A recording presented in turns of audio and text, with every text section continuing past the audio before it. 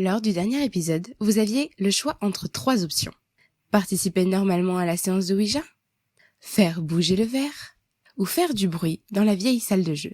Et comme à votre habitude, vous n'avez pas su vous décider. Cela s'est joué à un seul vote près.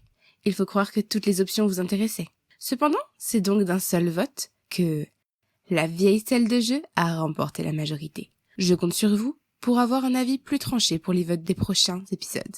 Je vais aller dans la salle de jeu, réponds-je alors à Victoria. Ça sera l'occasion de voir un peu le reste du manoir. J'ai trop hâte de les entendre hurler de là-haut. Ça m'étonne pas de toi. Hésite pas à frapper fort ou même à gueuler comme un perdu. La salle est au premier, au bout du couloir, en haut de quelques marches. Victoria m'explique rapidement comment m'y rendre. Puis, nous nous faisons un clin d'œil, complices. Plusieurs jeunes s'installent autour de la table de Ouija, impatients de participer à l'expérience, alors que je quitte le salon. Victoria a bien su me cerner. Nous ne nous connaissons que depuis 1 an, mais elle n'a pas manqué de retenir les histoires que je lui ai racontées, sur l'époque où je faisais peur à mon petit frère pour qu'il fasse des cauchemars, à mes amis, à l'école, ou même à des personnes dans la rue. Repassant rapidement par le hall, je n'aperçois pas Clara et Lucille.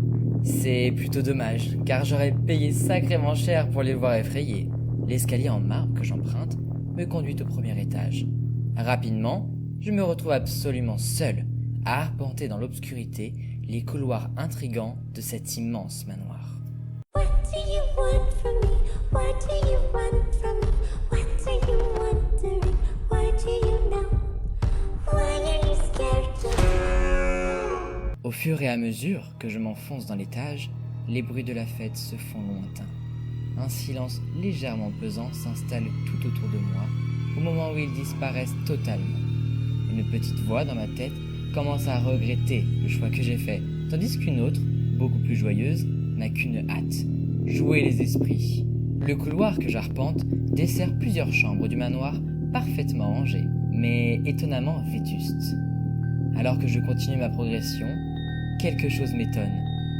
Le bruit de mes talons ne résonne pas dans le calme environnant. En effet, à mes pieds s'étale un immense tapis ancien qui s'allonge interminablement au sol et étouffe le moindre de mes pas.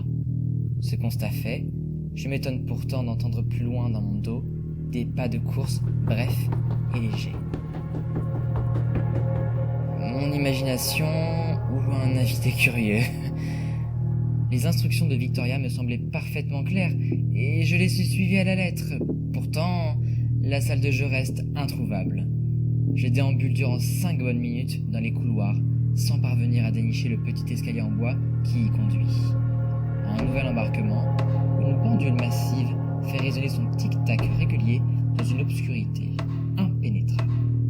De nouveau, j'entends quelqu'un courir dans mon dos, mais pas seulement, j'entends également un rire. Une autre personne se trouve aussi à l'étage, mais bizarrement, j'ai l'impression qu'il s'agit d'un enfant, vu son rire. Dans la pénombre devant moi, apparaissent enfin les escaliers en bois censés conduire à la salle de jeu. Avec une pointe d'excitation, je pose mon pied sur la première marche qui grince légèrement.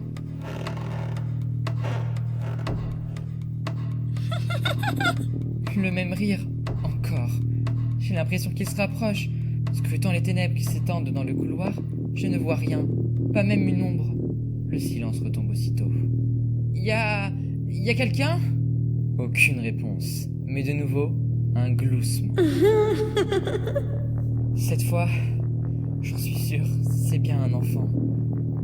Qu'est-ce qu'un gamin ferait à la soirée ? Victoria n'a apparemment qu'une sœur un peu plus âgée. Est-ce que ça pourrait être un de ses cousins dont elle aurait la garde ce soir ? Dans tous les cas, ce n'est probablement rien de grave. Et il y a sûrement une explication logique. Sacha peut continuer dans la salle de jeu pour faire peur à ceux qui pratiquent la séance de Ouija plus bas, en 14. Sinon, Sacha peut aussi décider de redescendre légèrement inquiété par ce qui se passe en 15.